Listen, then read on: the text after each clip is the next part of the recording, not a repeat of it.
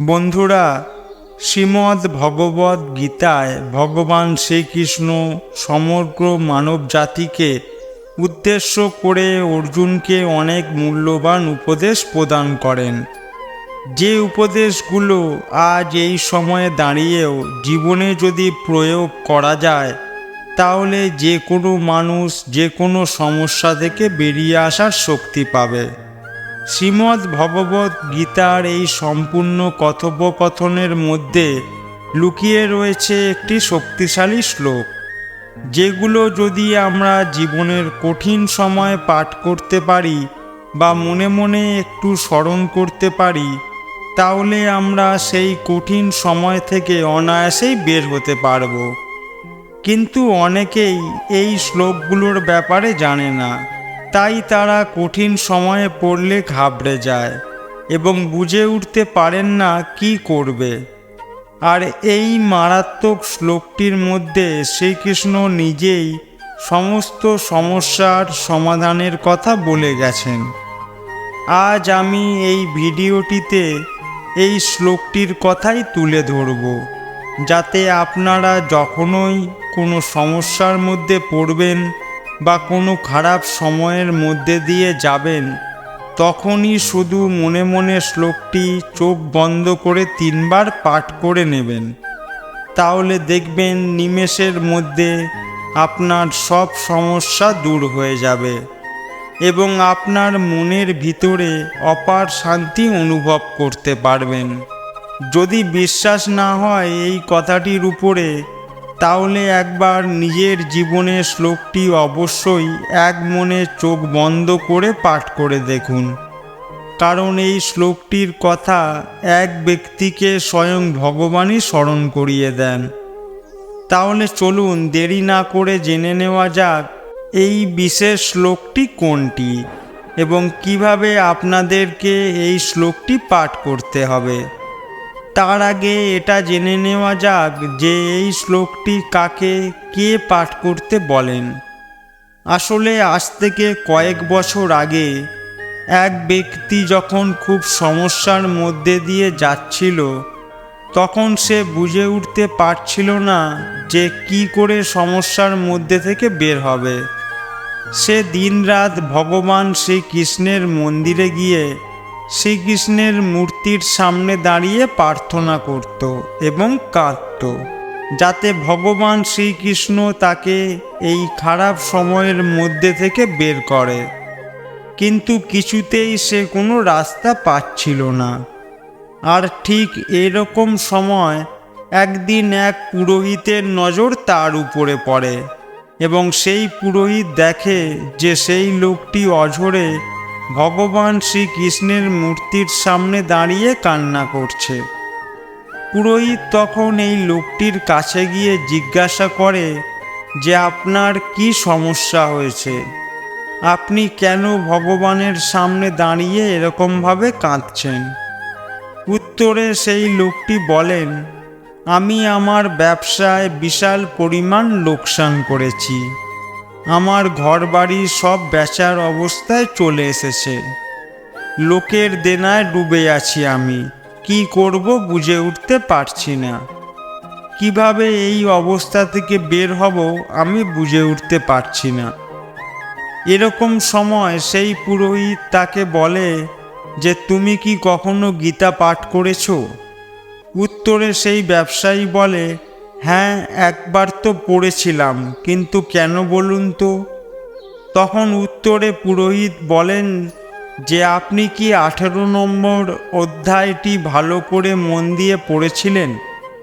সেই ব্যক্তি বলে যে হ্যাঁ পড়েছিলাম, কিন্তু এখন অতটা মনে নেই। তখন পুরোহিত তাকে বলেন যে যদি মন দিয়ে পড়তেন, তাহলে শ্রীকৃষ্ণের বলা এই মহান কথাটি আপনি কখনো ভুলে যেতেন না এবং আপনি অবশ্যই এই সমস্যা থেকে খুব তাড়াতাড়ি বেরিয়ে যেতে পারতেন। তখন লোকটি বলেন যে আপনি কোন শ্লোকটির কথা বলছেন, একটু পরিষ্কার করে বলবেন আমাকে। তখন সেই পুরোহিত তাকে সেই বিশেষ শ্লোকটি বলেন, সর্বধর্মান পরিত্যজ্য মামেকং শরণং ব্রজ অহং তাং সর্বপাপেভ্য মোক্ষয়স্যামি মাস্যুচ। এই শ্লোকটির অর্থ হল, সর্বপ্রকার ধর্ম পরিত্যাগ করে কেবল আমার শরণাগত হও, আমি তোমাকে সমস্ত পাপ থেকে মুক্ত করব। তুমি শোক করো না। পুরোহিত বলেন, তুমি সব চিন্তা ছেড়ে দিয়ে শ্রীকৃষ্ণের শরণাগত হও, আর তার চরণে সব সঁপে দিয়ে আবার সব কিছু নতুন করে শুরু করো। আর যা হয়ে গেছে তা নিয়ে শোক করো না। যা তোমার কর্মে ছিল তা হয়েছে, কিন্তু তাই বলে শোকে ডুবে যেও না। সব চিন্তা দূরে ছেড়ে শ্রীকৃষ্ণের চরণে সমর্পণ করে আবার কাজে লেগে পড়ো, সব ঠিক হয়ে যাবে।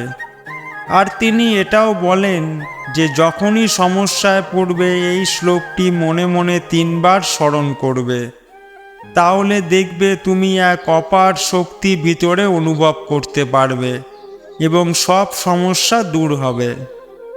এরপর সেই ব্যক্তি আবার ধীরে ধীরে ব্যবসা শুরু করে এবং তাকে হঠাৎ করে তার সব কর্মচারীরা নিজে থেকে এসে টাকা দিয়ে সাহায্য করতে থাকে। এ যেন সব কিছু অলৌকিকভাবে হওয়া শুরু হলো এবং ধীরে ধীরে তার ব্যবসা আবার দাঁড়িয়ে গেল এবং সে সকলের দেনা পাওনা মিটিয়ে দিয়ে আবার সুখে শান্তিতে জীবনযাপন করতে লাগলো। তো বন্ধুরা, এই ছিল সেই বিশেষ শ্লোক যেটি আমাদের সবসময় মনে রাখা উচিত। যখনই বিপদে পড়বে শ্লোকটি 3 বার মনে মনে স্মরণ করে নেবে, দেখবে সকল বিপদ সাথে সাথে কেটে যাবে। চলুন কিছু অনুপ্রেরণামূলক উক্তি শুনে নেওয়া যাক। জীবনটা শান্তিতে কাটানোর জন্য কখনো কখনো জেদি হওয়াও প্রয়োজন।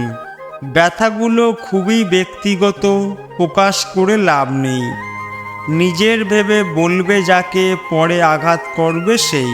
সত্যের পথে চলার সময় মানুষ মাত্র দুটোই ভুল করতে পারে।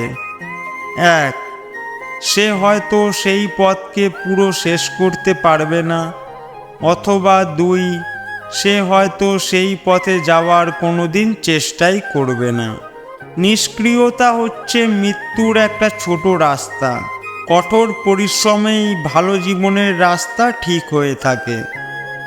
নির্বোধ মানুষেরা নিষ্ক্রিয় হয়ে থাকে এবং বুদ্ধিমান মানুষেরা কঠোর পরিশ্রমী হয়।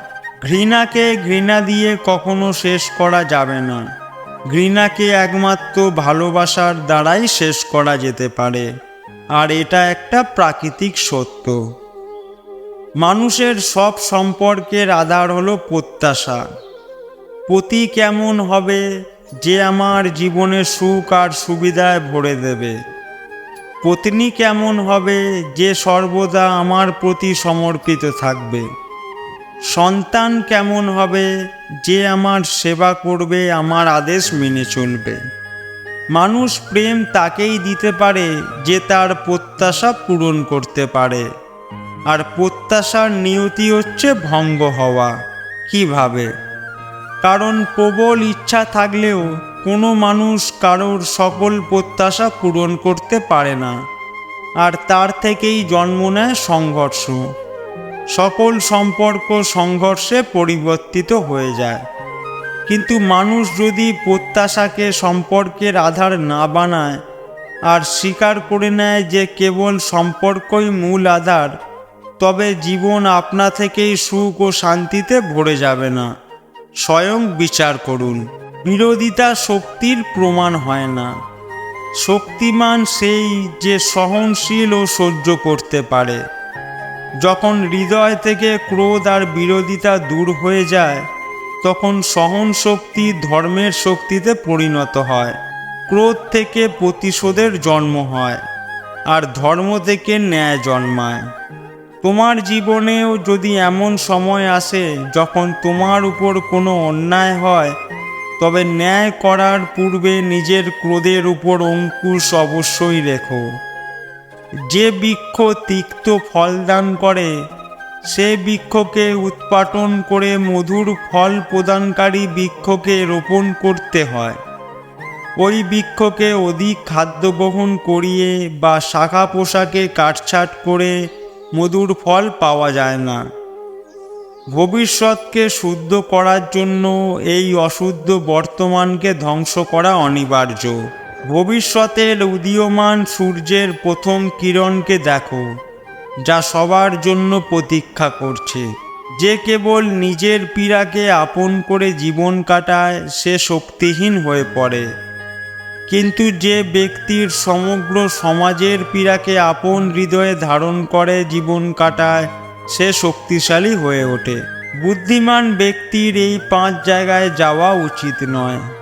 1. যেখানে রোজগারের কোনো সুবিধা নেই। 2. যেখানকার মানুষের মধ্যে কোনো ভয় ডর নেই। 3. যেখানকার মানুষের মধ্যে কোনো লজ্জাবোধ নেই। 4. যেখানে কোনো বুদ্ধিমান ব্যক্তি বসবাস করে না। 5. যেখানে মানুষ দান ধর্মের বিষয়ে অনীহা প্রকাশ করে। একটি চাকরির পরীক্ষা তখনই নেওয়া উচিত যখন সে তার কর্তব্য পালন না করে।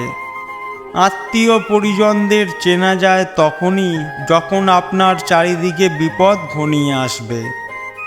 একজন বন্ধুকে চিনতে পারবেন সেদিনই যেদিন আপনি বিপরীত পরিস্থিতির সম্মুখীন হবেন। আর যখন আপনার সময় ভালো যাবে না তখন আপনি আপনার নিজের স্ত্রীকে চিনতে পারবেন। বন্ধুরা, ভিডিওটি দেখে যদি ভালো লাগে তাহলে অবশ্যই লাইক করবেন এবং সবাইকে শেয়ার করবেন যাতে তারা ভিডিওটি দেখে উপকৃত হয়। সবাই ভালো থাকুন, সুস্থ থাকুন এবং মনের বশে নয়, মনকে নিজের বশে রাখুন। ধন্যবাদ।